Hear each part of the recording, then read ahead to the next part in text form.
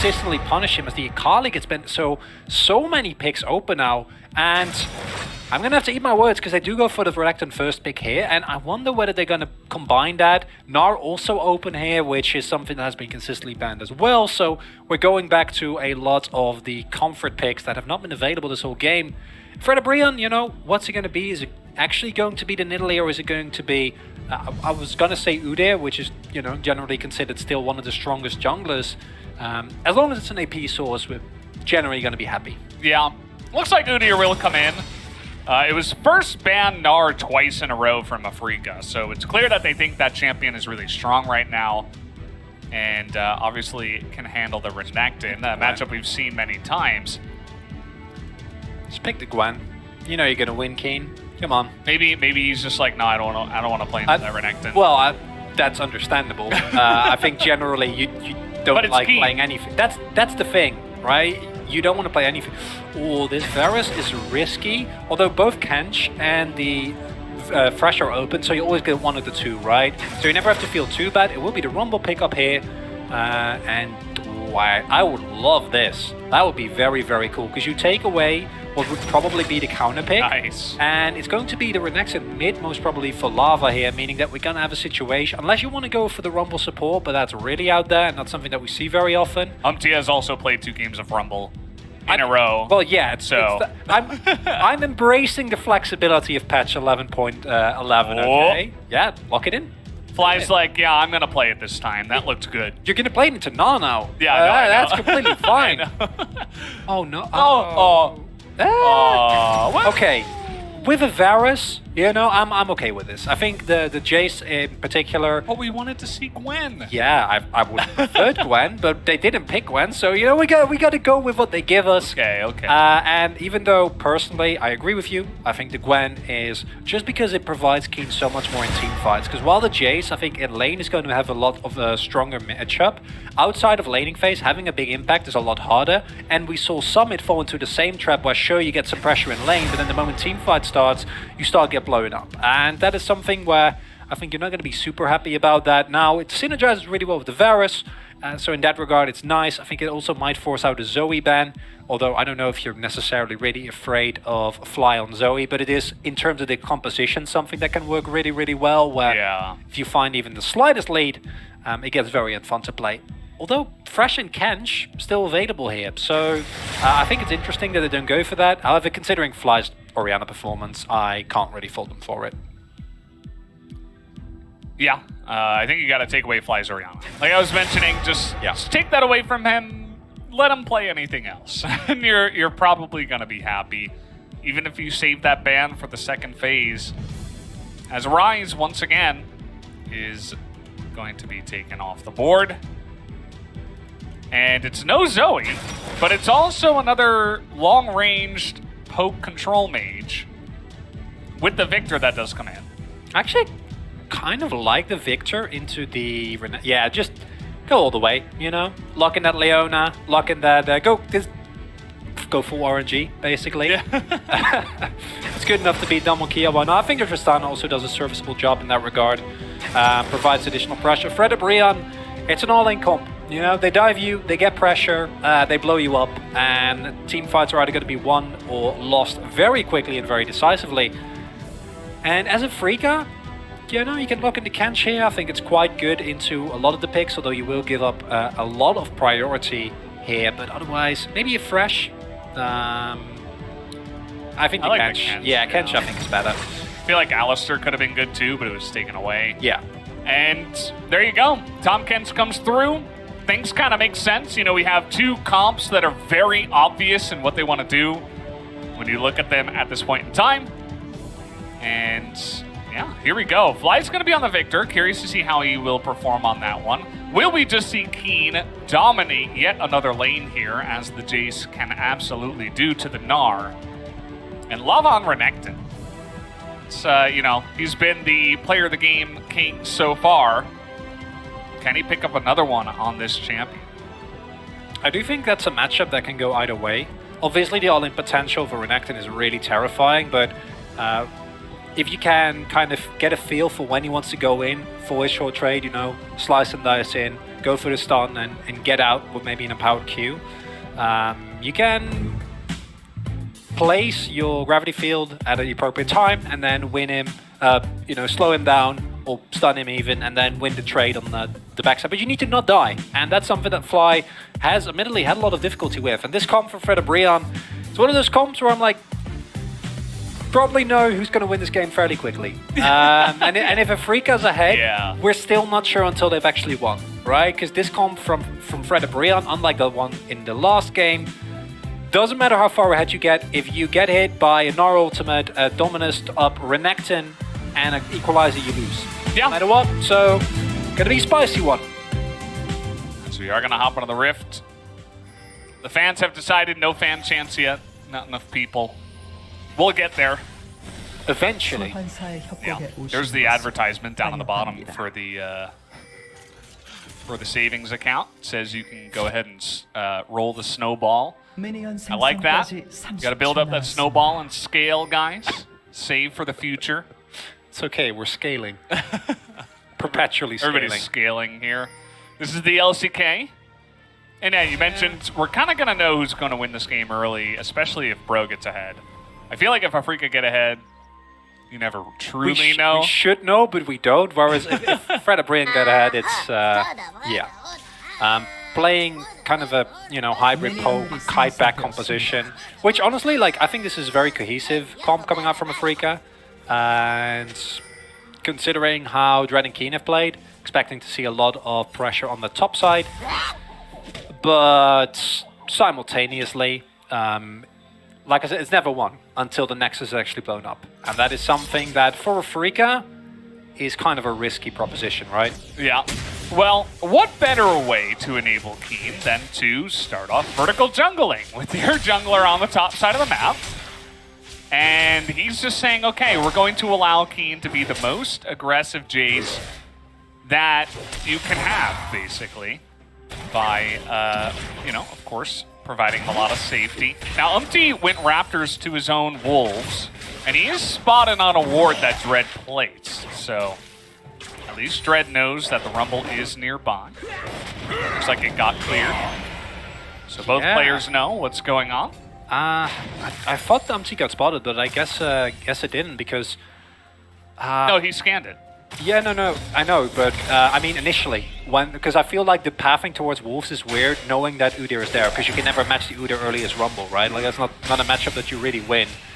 So I would have not been surprised to see go from Raptors into the enemy jungle, but this is where the power of the Afreeca bot lane comes in, because Ferris is really good at getting early prio. There was a leash from the Light, or I think it might not have been a leash, it might have just been trying to protect from any possible invades, but because of that, Lance and Leo got control of the wave early. So that creates a really awkward situation for where if you try to invade, you're probably going to get collapsed upon and die. But if you don't try and invade, which is what he obviously went for, was the safer choice, you're going to get triple buffed. So a really nice early play here from Afreeca.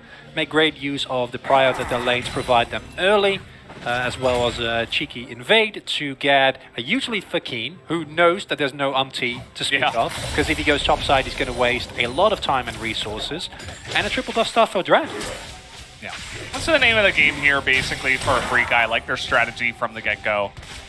You see that some of the priority here in the mid lane has been going to Lava, who's just fast clearing. Now, oh, the flash smite comes in.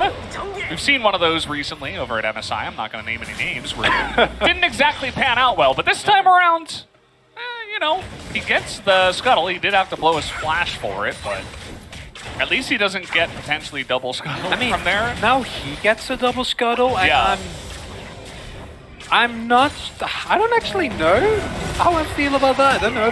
I think it might be worth it, because getting early tempo against an Udyr can be really good, especially as Rumble, where your early game is kind of a big liability. And it recuperates that triple, because if you lose the scuttle there, and then Dread can go into a topside clear, it's really rough, right? So I'm gonna say it's worth it, even though it looks kind of weird, because, as you said, gets him to double scuttle. But generally, I would advise against that, yes. Yeah. I mean, he was going to get the top one anyway. That's, yeah. we eventually figured out, especially with the priority in the mid lane. Like, you could have just let him take that scuttle and then go top. But yeah, but then, like I trying said, to catch up. You'd effectively be like 3 camps behind, right? Because he'd be even. And the scuttle, of course, is in terms of experience a really valuable objective. So I kind of get it. Does mean that the pressure from the jungle rumble, you mentioned his early game, maybe he wasn't really going to be looking for ganks too early on, but still, it's going to be a deficit not having your flash. This top lane is, you know, it's definitely Jace favored in terms of the lane, but at least Hoya is keeping up in terms of the CS. He is being pushed in. It is annoying to play, but he's not falling too far behind in that top side, which is a good look for him. Especially compared to the earlier games, right? Because now there's going to be a big wave crashing in, so the current lead is a bit deceptive. I think Keen's still going to be like a wave, maybe a wave and a half ahead. They need to respect. Getting in there and hailing some blades in the face of Leo, who just kind of laughs at him and does more damage than Henna did to him. So... Varus is a pretty strong pick, you know? Yeah, this is actually a nice amount of damage, but they're looking to turn it. Nice pre-flash there from Fly. Avoids the stun. And is able to get out alive pretty easily that time around. Crisp play from Fry. This is the early game you want to see with this Afreeca comp. And this is what you need to do. You need to make use of the power that you have to secure yourself the early objectives, pick up the ocean. Now, if you're not quite so lucky, you know, ideally you find yourself a Cloud Dragon there, you pick that one up, and then you get a guaranteed mountain or an ocean, or an Infernal rather. Infernal, of course, is the best. Considering that you have Udyr, Tom Kench and Jace, the movement speed is nice, but the cooldown reduction on the ultimate is very, very negligible for Afreeca. Whereas an Infernal Soul with a poke-up position like this that kind of needs to stay ahead and stay ahead in tempo to really do well is gonna make you very happy. Yeah. Salister not exactly enjoying himself down here. As I mentioned that, he goes in. But, you know, even just the threat of the Devour, it's like, well, you know, we're not going to get anything off of this. Also, Dread is here. So, trying to get in the face of Delight, thinking about it. At least he will be able to push him away. Nice control ward here, spots Dread a bit early. It looks like they were expecting that. But the pressure down here on the bottom side, very nice for Afreeca, getting some plates for their bottom lane. And Dread's effectively flipped the switch where in halfway through game 2, he was like, no, I can do better. Yeah. And ever since he's done better, right? We saw that his Lee Sin, even though it didn't have the biggest impact in game number 2, became a lot stronger as the match progressed, had a couple of key kicks, and now on the Udyr has been doing really well in the early game. A possible play being set up here, surrounding Keen, but Lava not wanting to go for it. Umti not really in a position, will take a little bit longer. And now we see the roams come through. Henna and the Lights cannot be left alone in the bot lane. You can make a play for Herald, that's fine, Afreeca, but you need to recognize this is a Tristana. If you let her just charge up her explosive shot relentlessly, you're going to get way out-traded in terms of plays. Yeah, and they're going to send Leo down to the bottom side to catch this wave. But does feel like with the aggression being shown up on the top jungle here against Dread, actually Umti able to wrap around and get in the face of him, smites down the red buff, and nobody is there to help Dread. This is a really big ultimate gone though, and I think that might be enough for Afreeca to say, hey, we can actually contest this. They do need Keen though, they need to get some preliminary damage done if they really want to go for this, but with Hoya charging up his Narbar, Afreeca either commit or get out. Oh, they're not. I mean, Keen is just pushing the top lane. He's not playing to fight this objective at all. And as I say that, Dread and the Hens are getting in there. The teleport comes in, but already the catch goes on the Dread. Now they're looking to turn it around. They catch down Delight. Chaos Storm is getting some damage done, but the rest of Bro is able to get out of there alive, it looks like, although Umti has to flash away. They get that Rift Herald, and it looks kind of like a bit more was given over to Afreeca, but it was just the one kill, and the Rift Herald was secured. I think they might be able to pick up another plate here, though. If they get 2, then you've already kind of dealt with the pressure that Rift Herald gives you. And that was an interesting situation because I'm not sure what happened with Keen there. Keen was standing on his top side, and I don't know if it was either because there was no vision for him, respecting the possibility of Fredit Brion baiting him into walking into unwatered territory and getting blown up. Because if you look at the minimap here, you can see the wave is way ahead, right? And the team must be communicating out what do we want to do. The moment this play gets started up, you get the teleport to come in, and then you realize that without Keen, not nearly as much pressure, but the moment he joins the fight, Fredit Brion knows we can't stay here, we need to get out. Hoya's Mega Gnaw is timing out, and it was thrown earlier, and then without any tanky stats, you can't really ever get anything done there. The value of Devour coming through there bigly as well.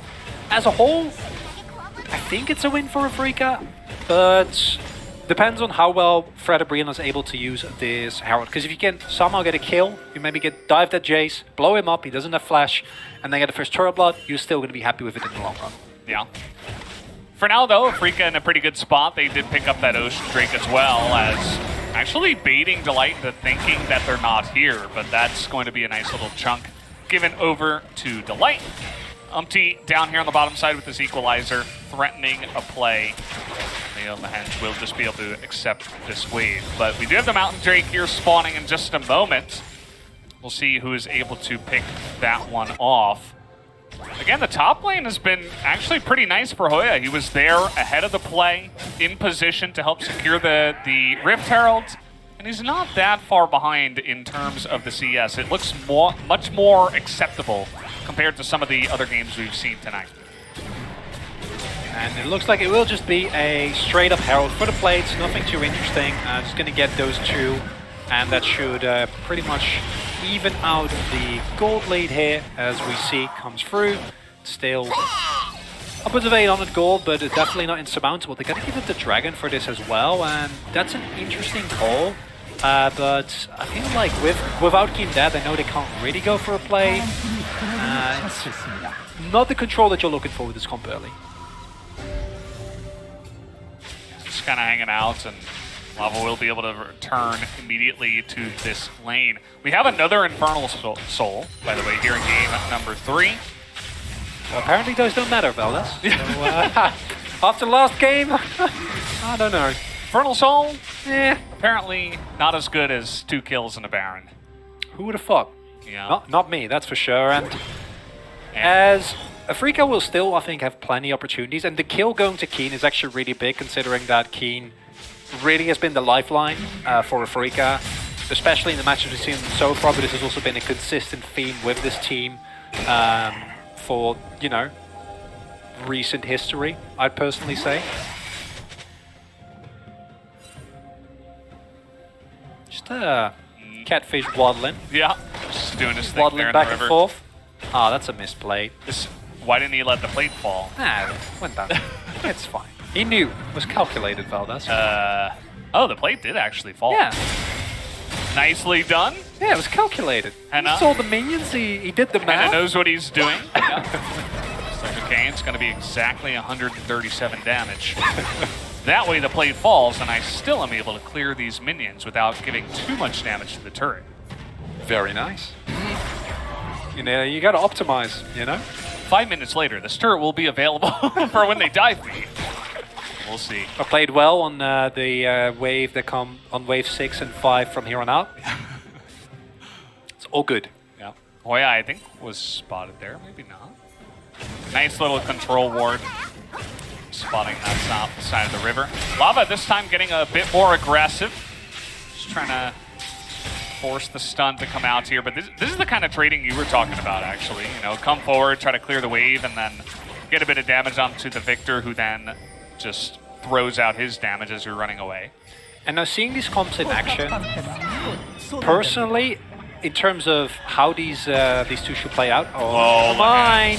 Well, hence, nice flash, and the Devourer will be there, and they should be able to get away. The Chains of Corruption kind of not doing anything at the end of the day. Just trying to disengage. And now, Lava's still on a ward, but he's got a ward of his own. Knows that he was spotted. Will be able to back in safety. As I was saying, if you don't make mistakes, that was a bit of a mistake, but was corrected very, very nicely. Safety provided by Tom Kench, as per usual. I think that as a Freeca, you're always going to feel comfortable as long as you don't have to necessarily be ahead, you just have to not fall behind, right? Because the Fredit Brion comp has good hard engage, but they need to be in your face to really do anything. They are very short range outside of the equalizer, which means that until you get to like late in the game and Hana can maybe poke a little bit, it's always going to be all or nothing. And as a Freeca, you're pretty good at dealing with that. You just need to be able to actually get through these beefy boys, right? Because between the Nod, the Alistair, and the Renekton, there's actually going to be a lot of beef in, there's a lot of effective stats that you kind of need to chew through. But as long as you can keep doing that, as long as you win that equation, generally you're going to be fine. You're looking at like 2 items finished on the Jace, you're looking at Leo, picking up another item who has actually gone for the Dustblade as opposed to the Proud Scroll, which is more, whereas Fredit Brion just get the Rift Herald, I guess. Earlier to the objective again, and even with the good fight from Afreeca earlier, I think their objective control this game has been fairly lackluster. Yeah, and it looks like they were waiting for Leo perhaps to get down to the fight, but he's so slow. I mean, he's only got the tier 1 boots, and he's a Varus, so that doesn't help. Yeah, he's not really going to get there on time, so they just say, nope, cancel the whole thing, we're not even going to fight.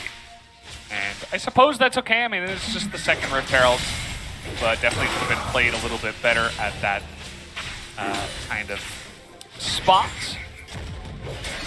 And so we're not really going to have anything else happen here. We do have the Infernal Drake spawning in about 30 seconds, so we'll be trying to make a play onto that one.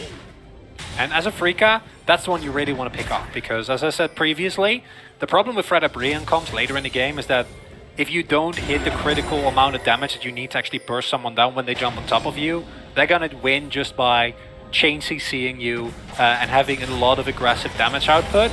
And as a Freeca, I'm really happy to see that they're actually playing proactively now. Vamti walks into this brush. He's not falling for it. He knows. Oh, does he? No, he doesn't know. And now he's going to get flashed on and bear slapped. Vamti taking a ton of damage and will be going down. The flash in response out of Fly. He's able to get out of there, but a couple of flashes for the kill right before the Infernal Drake onto the enemy jungle. Seems pretty good. That's definitely worth. Hoya also nowhere near the fight, doesn't have the Narbot charged up, does just now finish his Divine Sunderer, so this first item spikes come through now. Like this Proto Belt, we already talked about it a little bit early in the previous game, but in this game especially, you just want to get on top of your enemies, right? You want to just get in there and try to get as much damage before you inevitably get blown up, which as Rumble, you know, maybe you can pick up a Zhonya's at some point.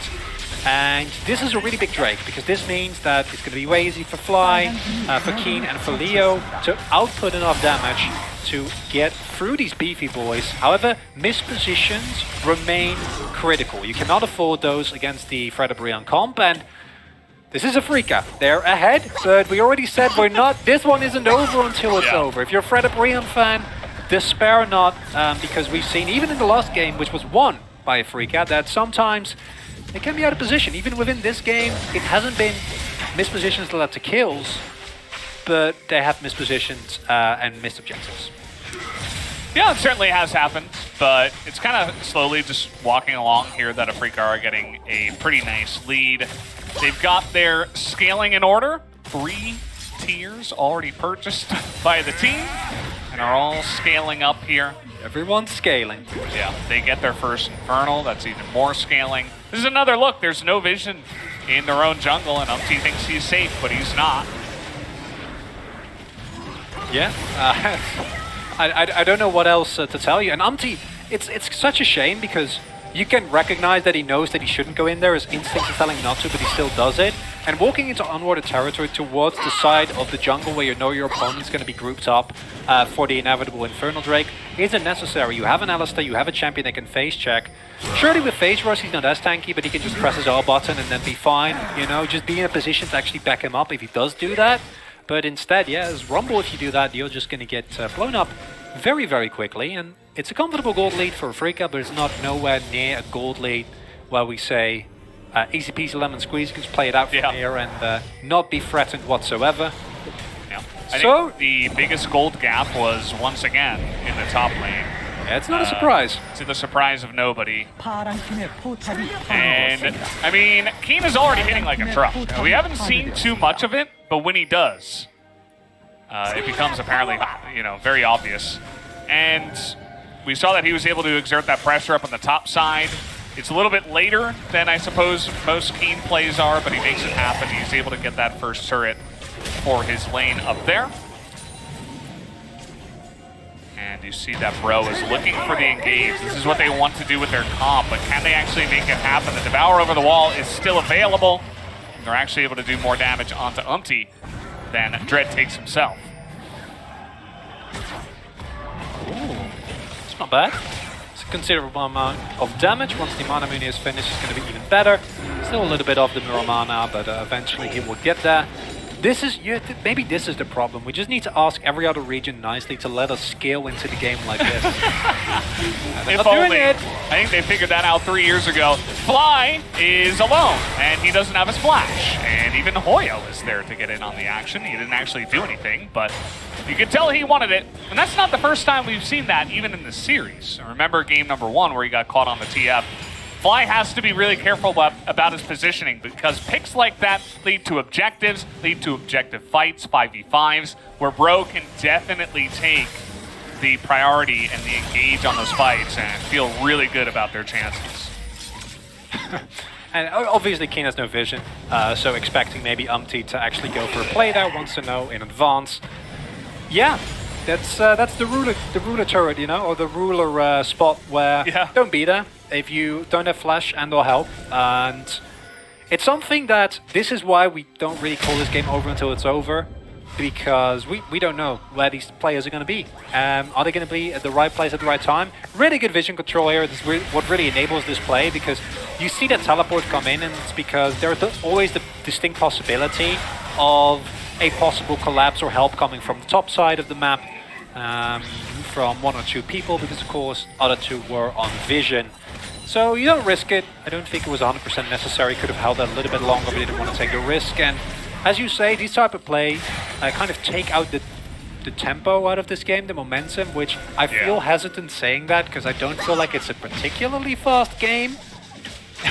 With you know, 3 kills at 21 minutes. Yeah, I mean, at least all the other LCK teams let the other LCK teams skip, right? It's just polite. It's right? just a gentleman's agreement over here at the LCK. No, nobody puts on too much pressure. It's really the fault of the rest of the world that we don't. Yeah, that like it's their fault. Yeah, it's not adapting. What are you talking about? We don't have to change. No, they should just play the gentleman's game.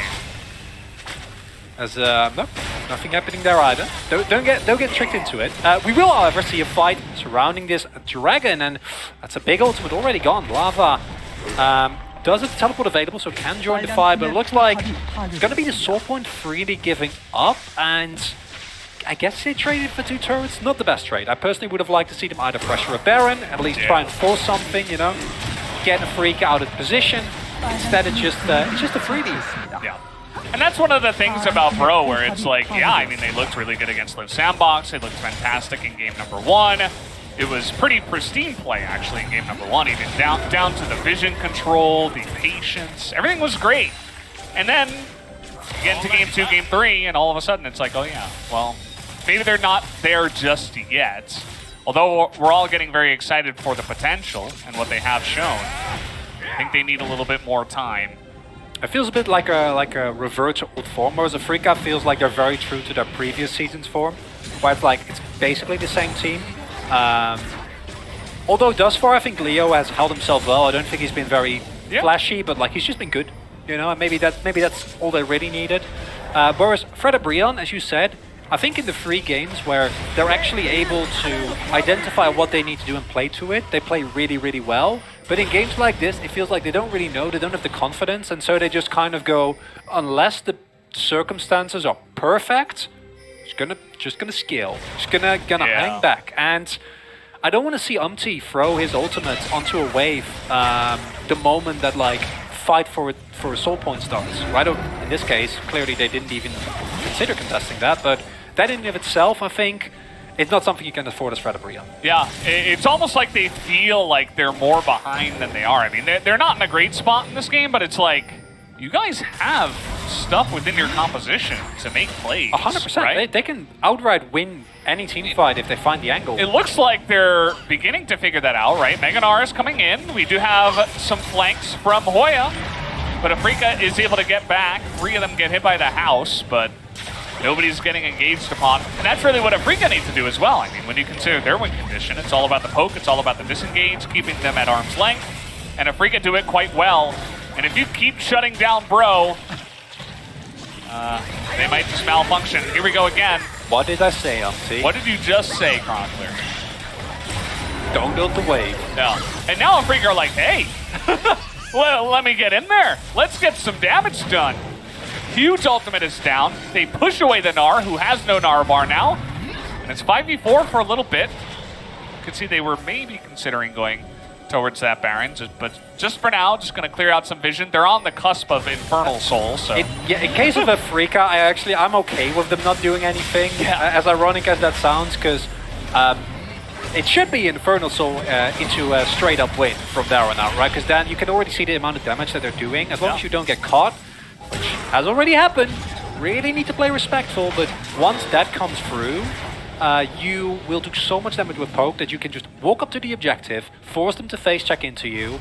They will throw an equalizer, which you would then walk away from, and then just poke, and poke, and you hit like 2 or 3 arrows, a shock blast or 2, and you're good to go. You know, we see that the Muramana is done, 2 items for Dread, Fly now has the stopwatch, so the threat of that big backline dive becomes a lot less threatening. 2 items for Leo as well, and from this point onward, I think as Afreeca, say it a lot, but you're actually comfortable, just hanging back, and totally fine. Yeah. I mean, they have already 2 Infernal Souls, or Drakes, not 2 they for didn't get any Souls. Infernal Souls, Velas.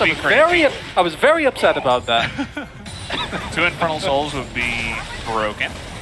Imagine if you get the first Elder and then like the next set of dragons start coming out. And they're like Elder, empowered dragons, you know? Oh my god, after Elder it goes back to like the normal dragons and you need to slay 4 again. Yeah, and you gotta slay 4, but they're like, they're bigger and better. Yeah. They're empowered, it's like... It's like the next level. Yeah. That would really end games pretty fast. Would it? They'd be so powerful that you have to fight over them and then it's like... Yeah, but Elder already does that anyway. Yeah, but you know. But even better.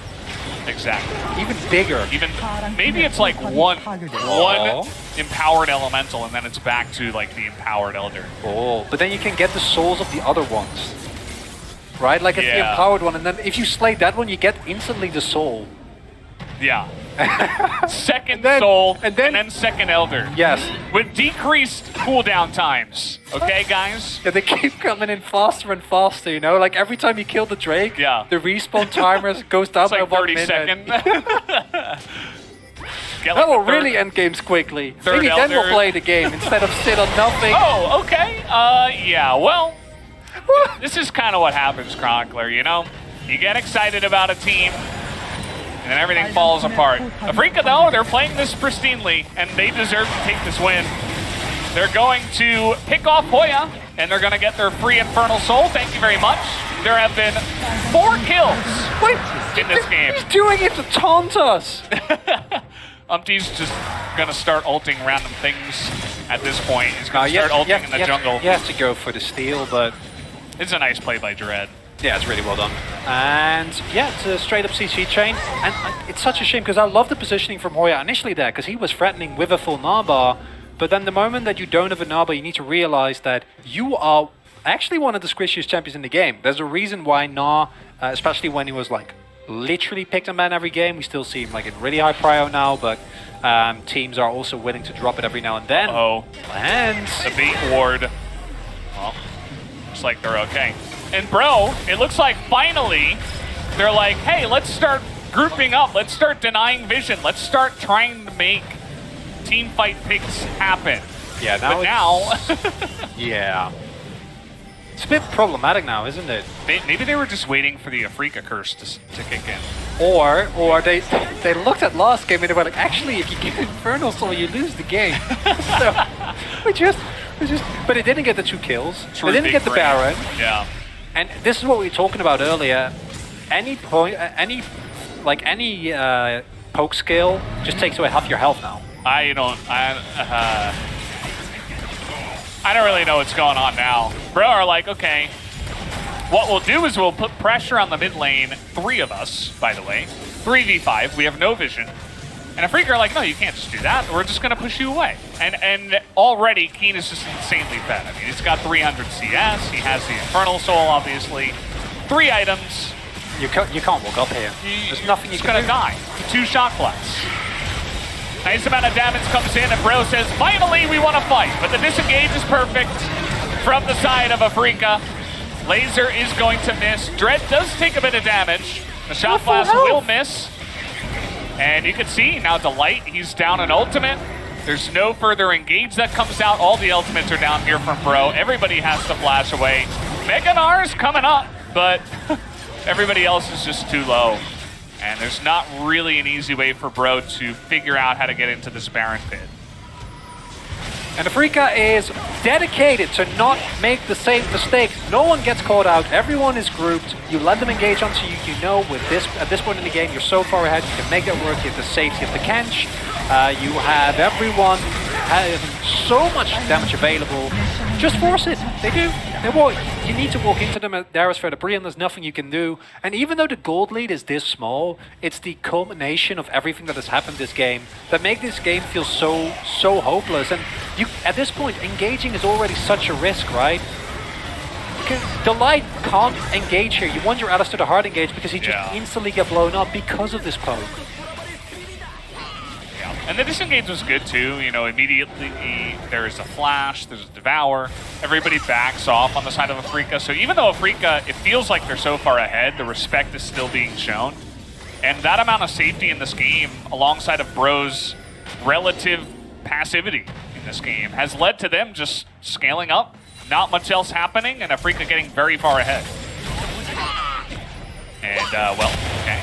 I just love the fact that Udyr is one of the strongest junglers in the meta at the moment, and he has done 1.7k damage. Isn't that amazing? Isn't that wonderful? Damage isn't everything. What do you mean? Don't listen when to what they say. When I top the damage charts and like I lose, it's never my fault.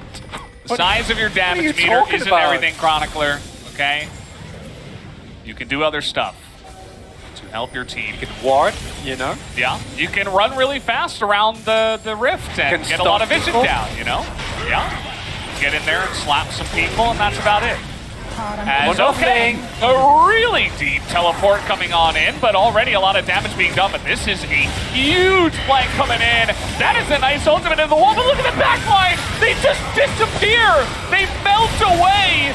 And Afreeca is so far ahead at this point in time that there is nothing that Fredit Brion can do. As we got to take a look at the replay and see just how quickly the Fed, Jace, and Victor with Infernal Soul got rid of that backline. Unbelievable. And I like the Hail Mary attempt here from Fredit Brion, but it echoes what we were saying before. Fredit Brion, you needed to make these plays like 15 minutes ago. You could have done this exact same thing and then you can still win the game, but now the damage is there. There's nothing you can do.